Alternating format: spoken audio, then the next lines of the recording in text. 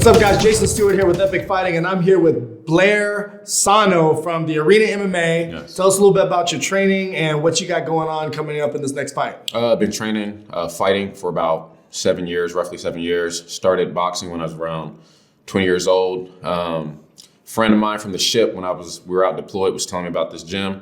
I came in, tried it out, liked it over at the Arena.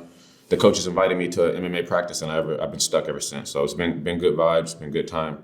I've made a lot of improvements in my game, and yeah, I'm here, ready to go. And so you're about 19, 20 years old when you start doing your first training? Yeah, for boxing. Okay, so you're about 7 years in. You're 27 now. Yep. And you're one-on-one. Let's talk about those fights. Okay. Let's. I know you had a little something to say about it, so I want to hear it. Tell the people. Yeah, just first fight went great. You know, got a knockout. Great result. Tell them how the knockout went. For the people that didn't see it. Yeah, so the first fight, fought a guy by the name of Thomas Harris. Real good dude. Actually, it's funny because I see him on base from time to time. Really? It's weird, yeah, but a good dude. He came out leg kick strong. Kind of mitigated that throughout the first round. Then the second took a leg kick and then the second round I kind of made my adjustment.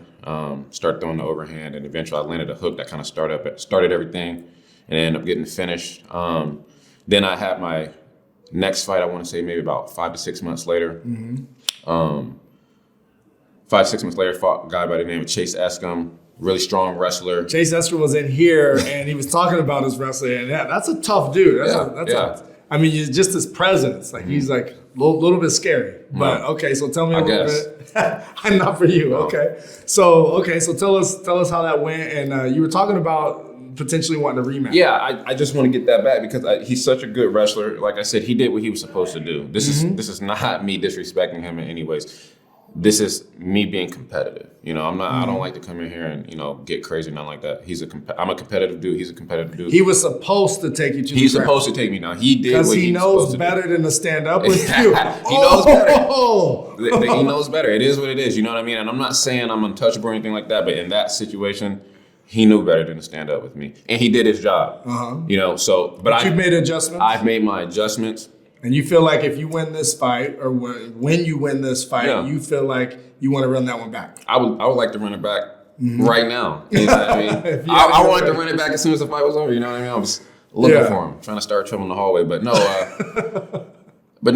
like I said, I made adjustments. My coaches, they were real with me. You know what I mean? Like, hey, you need to be coming to wrestling practice and stuff like that. And I kind of was skating around it, not because I didn't want to do the work for it, but I kind of felt like, okay, well, maybe, I can just kind of move my feet and stuff. But there's levels to it. Moving your feet can only do so much. If you get a guy that, can put pressure on stuff on you. And I could have moved my feet that fight, and I could have been fine. I do believe I could have been fine. But we're talking about preparing for, a bigger stage. You got to be prepared for every single scenario. Absolutely. And a lot of people don't realize that the best strikers in the MMA game are able to strike because the wrestling is that good. Yes, absolutely. Your wrestling has to be good enough to let you strike. Absolutely. You have to be able to keep from getting taken down, and you have to be comfortable because some strikers will get in there and they won't do what they normally do because they're scared to get taken down. Absolutely. Right? So now they're just hesitant and they're not firing. And I felt that same thing too, especially the second round when we got to the second round with Chase. I hit him a couple times with jabs. I could see that he didn't like it, but at the same time, I'm worried about, okay, if he, shoots in, how do I counter it? What do I do? Where am I at? Am I too close to the fence? Things like that. So, but then you got strikers that's like, I wish he would take me down because I feel like I'm better than him on the ground. Right, and that's how I feel now. There's going to be a heavy price for the next person. Where did you grow up?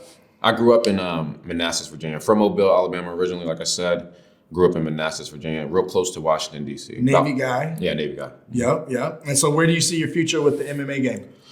I see myself at the top, you know what I mean? I'm not in this just to be second. I don't celebrate second. I'll never celebrate second.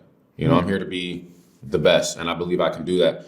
I believe with my hard work, my dedication, I do believe I have natural abilities that I focus on last. I let that stay in my head last. I focus on the hard work, getting in, putting the hours in the gym, blood, sweat, and tears. I believe, anyone can do anything, and I believe I'm that person. If I set my mind to it, I'll be at the top of the game. So, well, we're looking forward to seeing you there. Check him out, Epic Fighting. Get your tickets at epicfighting.com. We'll see you in the cage, brother. All right, man. Thank you. Boom.